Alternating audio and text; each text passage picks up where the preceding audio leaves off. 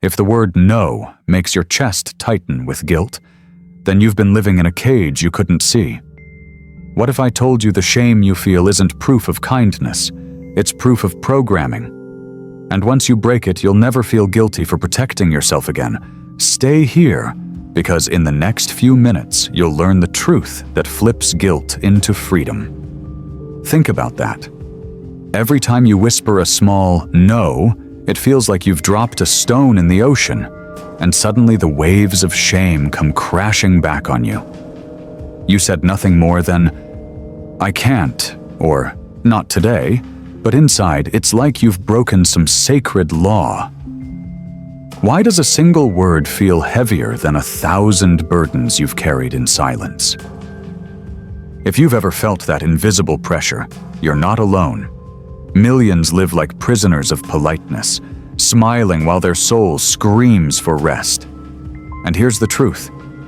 This guilt is not yours. It was planted in you, taught to you, rehearsed in you until it became automatic. Before we go further, pause and support this message. Like this video and subscribe, because when you do, you're not just helping yourself, you're helping signal YouTube to spread a truth most people are too scared to hear. Someone out there needs this lifeline, and you can be the one to deliver it. So lean in, because what you're about to hear will not only challenge everything you've been told about love and kindness, it will expose the hidden trap you've been living in. And once you see it, you'll never feel the same about saying no again. The ones who bleed behind the smile. This message is for the quiet warriors, the ones who nod yes while their soul whispers no. Have you ever walked away from a conversation with a heavy chest, wondering why protecting yourself feels like betraying someone else? Have you ever caught yourself apologizing for being tired, for needing space, for simply being human? If so, this is for you.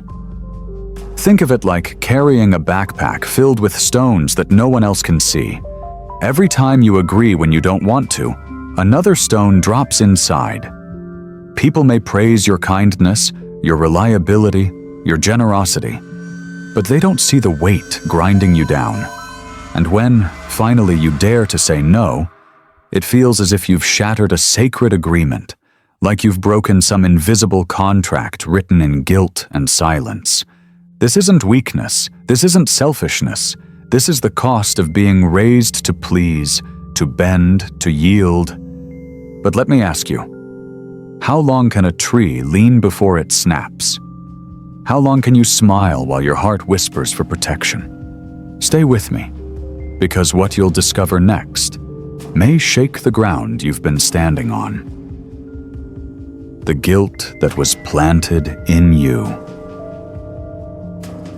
The guilt you feel when you say no is not part of your soul. It was planted there.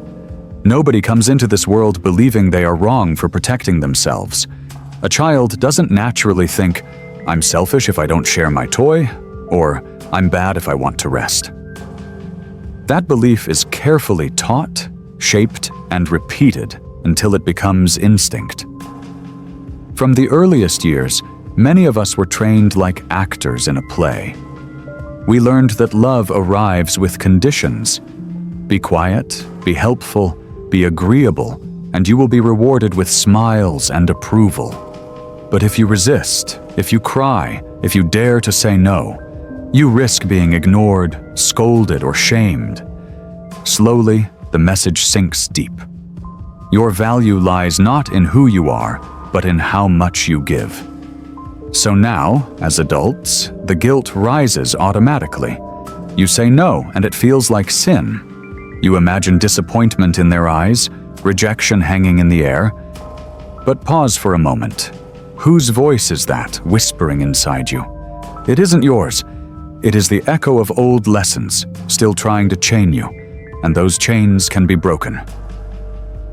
When love becomes a transaction. As children, many of us were handed a dangerous script. Affection comes when you obey, approval comes when you sacrifice, love comes when you say yes. Each time you complied, the world clapped. Each time you resisted, the warmth faded. Without knowing it, you were being trained to believe that your worth was conditional, that you had to purchase love with your compliance. Fast forward to adulthood, and the program still runs in the background. You nod in agreement when your whole body begs for rest. You smile while saying yes, though inside your spirit is crumbling. You do it to avoid conflict, to protect relationships, to not be labeled selfish. But every yes that violates your truth is like signing away another piece of your soul. It's like drinking poison to keep someone else comfortable. Outwardly, you seem strong, agreeable, dependable. Inwardly, you're collapsing under the weight of an invisible debt. And the cruelest part? Most never stop to question it. They mistake exhaustion for kindness, self-erasure for loyalty. But ask yourself, if love only survives when you betray yourself, is it truly love, or just a leash disguised as care? The lie that guilt is love. We've been tricked into believing that guilt is empathy, that the heavy knot in your chest when you say no is proof you care. But guilt isn't compassion, it's programming. True empathy flows from love. Guilt is the chain forged by control. Brené Brown calls this weight toxic shame, the inner poison that whispers, "You are only worthy when you are useful." Think about that. If your value depends on how much you give, how much you bend, how much you sacrifice, then you're no longer living. You're auditioning for permission to exist. Here's the difference. Empathy says, "I feel with you." Programming says, "I owe you." One expands your heart, the other strangles it. And yet so many confuse the two. They wear themselves down, mistaking exhaustion for kindness, mistaking self-erasure for love. Picture a candle burning at both ends. People admire its light, but the flame is dying faster than it should. That's not empathy, that's slow destruction. Guilt does not mean you care. It means you were trained not to care for yourself. And until you unmask that lie, every no will feel like betrayal instead of freedom. When shame becomes a leash. This is how shame is weaponized. It twists the story so badly that self-protection looks like cruelty, boundaries look like betrayal, and saying no feels like violence. Suddenly, putting yourself first is labeled selfish, cold, even unloving. And so you keep smiling, nodding, agreeing, while inside you're bleeding. Think of it like wearing an invisible collar. Each time you try to step away, the leash tightens with guilt. You return to your place, exhausted, resentful, but still obedient. And the world applauds your kindness, never noticing the knot in your throat or the tears you swallow in silence. But here's the ugly truth. This isn't kindness, it's control dressed up as virtue. They told you to confuse obedience with love, silence with harmony, self-erasure with generosity. And because you believed it, you learned to betray yourself with a smile. Yet deep down, haven't you noticed? Every false yes leaves a bruise. Every swallowed no digs a grave inside your spirit. And the question rises, louder each time. How long can you keep playing the role of the good one before the mask cracks? Shattering the old spell. This is the moment where the old story begins to crack. Saying no is not the real battle. The battle is with the ghostly voice inside that tells you you're wrong for even wanting to. That voice was never yours. It was stitched into you by teachers, parents, culture, religion, forces that taught you obedience first and authenticity last. Think of it like a computer running on a virus you never downloaded. Each time you try to stand up for yourself, the virus sends alarms. Guilt, shame, fear. You think something is broken in you, But the truth is, the program was broken from the start. Breaking the logic means finally asking, who benefits from my guilt? Because it's never you. The world profits from your silence, your endless yes, your smile while your heart sinks. The guilt you carry is a hand-me-down garment. It was draped over your shoulders to keep you small. And here's the twist. Once you see the guilt as foreign, not natural, you can finally put it down. The question is, will you dare? Or will you keep carrying a weight that was never yours to bear? Shame, the invisible puppet strings. Shame is not about actions, it's about identity. It doesn't whisper, I made a mistake. It hisses, I am the mistake. That's why it cuts so deep. From childhood, we were handed this poison with a smile. Be good, be nice, don't upset anyone. And slowly, the message formed. Your worth lies in how much you yield, how much you erase yourself, how quickly you obey. Think about it. When a child refuses, they're scolded. When they comply, they're praised. The lesson isn't love, it's submission. And what starts as a small trade, approval in exchange for silence, grows into a lifetime contract signed in shame. Society glorifies the self-sacrificer, the one who stays quiet, who bends, who always puts others first. They call it kindness, but it's obedience dressed as virtue. Boundaries? They twist those into selfishness. Protection? They paint it as cruelty. The script is clear. Martyrdom equals love, and self-respect equals sin. But here's the truth. Shame is not a compass. It doesn't point to right or wrong. It points only to what keeps you controllable. And as long as you mistake obedience for love, you'll never taste freedom. So tell me, whose rules are you really living by?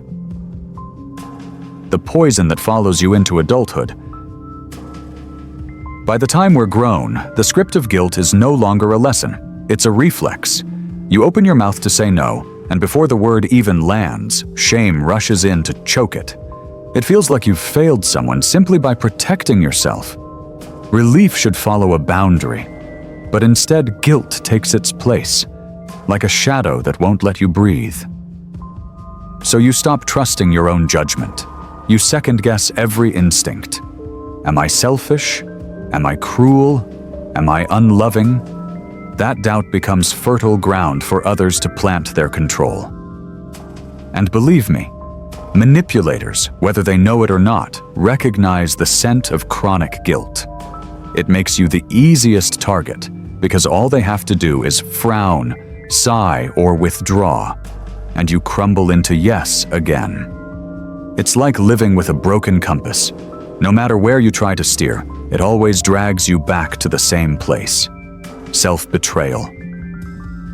And here lies the devastating truth. Chronic guilt is not proof you care too much. It's proof you were conditioned to forget yourself. Until you reclaim that compass, every no will feel like treason, and every yes will cost you another piece of your soul. The first deal you never agreed to. The roots of guilt are buried in childhood, where the law of conditional love is quietly enforced. You discovered early that affection wasn't free. It had strings. Be polite, stay quiet, do as you're told, and warmth would flow your way. But dare to resist, to cry, to say no, and suddenly the room grew cold. Approval vanished. Smiles disappeared. You learned quickly that love was not a gift, but a wage you had to earn. This bargain doesn't stay in childhood. It brands itself into your nervous system like fire on skin. Even as an adult, one small refusal can awaken that ancient fear. If I say no, I'll be abandoned. If I protect myself, I'll be unloved. It's not logic, it's survival. The body remembers what the mind has long forgotten. So now, when you decline an invitation, set a boundary, or speak your truth, The old alarm bells scream as if you've endangered your very existence. And here's the cruel twist. You were never choosing safety, you were choosing performance. You didn't lose love when you said no. You lost approval. And approval is not love. But until you see that, you'll keep paying the price of affection with pieces of yourself. When love turns into leverage. Here's the uncomfortable truth. The ones who make you feel guilty for saying no are rarely the ones who truly respect you. They don't love you. They love your yes. They love your time, your energy, your endless availability. And when you dare to withhold it, when you finally whisper no, they treat it as betrayal. Watch their reaction closely. Healthy people accept boundaries without question. They may feel disappointed, but they won't punish you for protecting yourself. But unhealthy ones? They launch into their familiar arsenal: emotional blackmail, sulking silence, raised voices, or the pitiful victim act designed to drag you back into compliance. It's like giving someone free access to your home. As long as the door is open, they're all smiles. But lock it once, and suddenly you're selfish, cold, or heartless. The truth? They were never visiting. You were being robbed. And here's what stings the most. Their guilt trips are not love. They are control tactics. A no should be nothing more than a choice, yet in their world, it's a declaration of war. Ask yourself, if someone punishes your boundaries, are they loving you or just feeding on you? The power of a naked number. Brené Brown said it best. No is a complete sentence, not no because I'm tired, not no but maybe next time. Just no. No commas, no apologies, no nervous softening at the edges, because every explanation you tack on is a silent confession that you feel guilty, as if you're asking permission to protect yourself. Think of it like guarding a treasure. If your time and energy are sacred gold, then every extra excuse is like leaving the vault door cracked open. People slip through those cracks. They start to believe your boundaries are negotiable, that if they push hard enough, your no can become a maybe. But when you drop a clean, uncluttered no, something shifts. It's not aggression, it's clarity. It says, my presence is not a currency, my time is not a bargain, my worth is not up for debate. Yes, it feels uncomfortable at first. You'll itch to soften it, to add a cushion, to wrap it in apologies. But that's just the old programming screaming. The truth is, a firm no without excuses is not rejection. It's respect. Respect for yourself, and a demand that others learn to respect you too.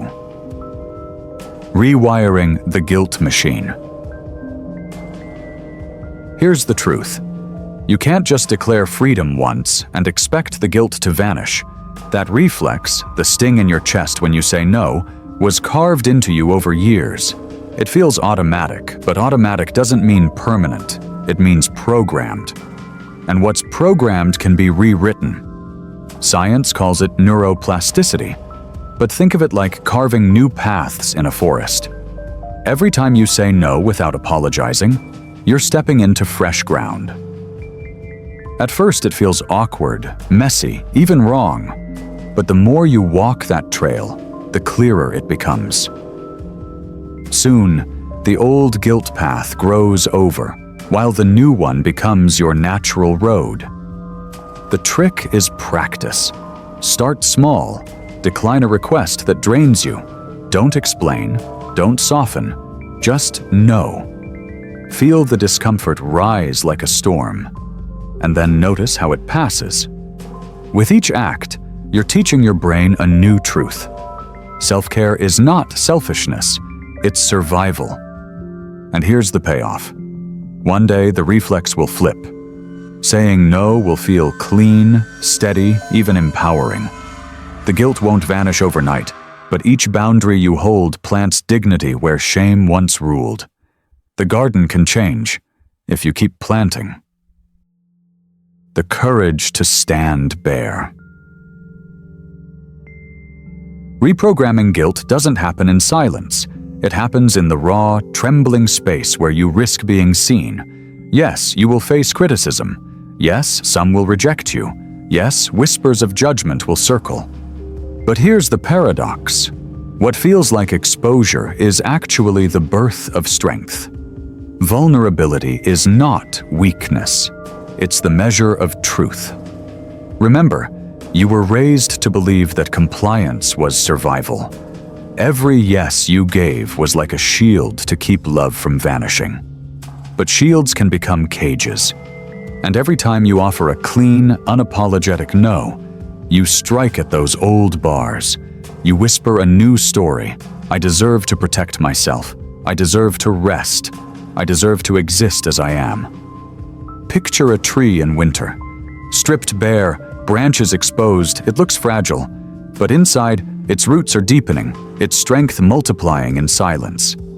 That's what your vulnerability is doing. Building unseen power. Each no is another root in solid ground. Will it hurt sometimes? Of course. But pain is not proof you're weak. It's proof you're alive, rewriting the script. And the more you risk showing your true self, the less you'll need anyone's permission to stand tall. Love that survives the word number. Here comes the hardest truth, the one that stings like cold water on raw skin.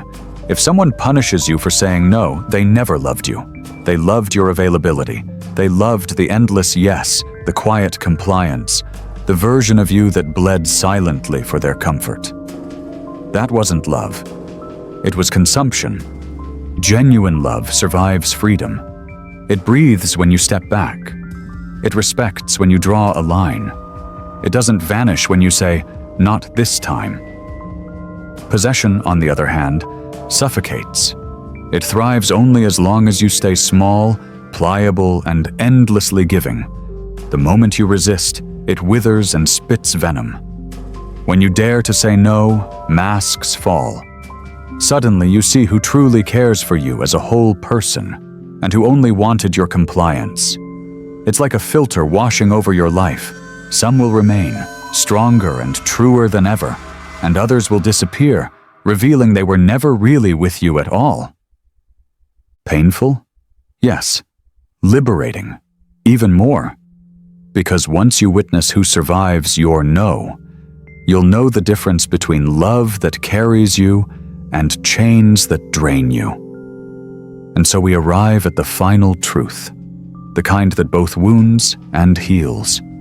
Yes, it hurts to see how much of your life was shaped by false agreements, by love that was really control, by smiles that were really chains. But with that pain comes something greater: liberation.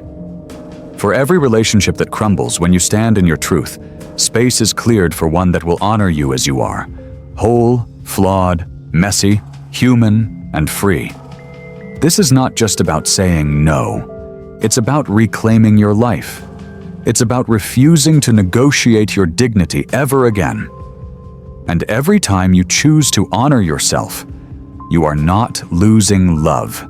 You are filtering out what was never love in the first place. So here's your commitment. Write it in the comments right now. I choose to respect myself. That one act is more than words. It's a vow to yourself, a marker of your turning point. And if this message stirred something deep in you, make sure you like this video, subscribe, and comment the number 77 to let me know you're stepping into freedom. Because every time you do, you help this truth reach someone else who desperately needs it.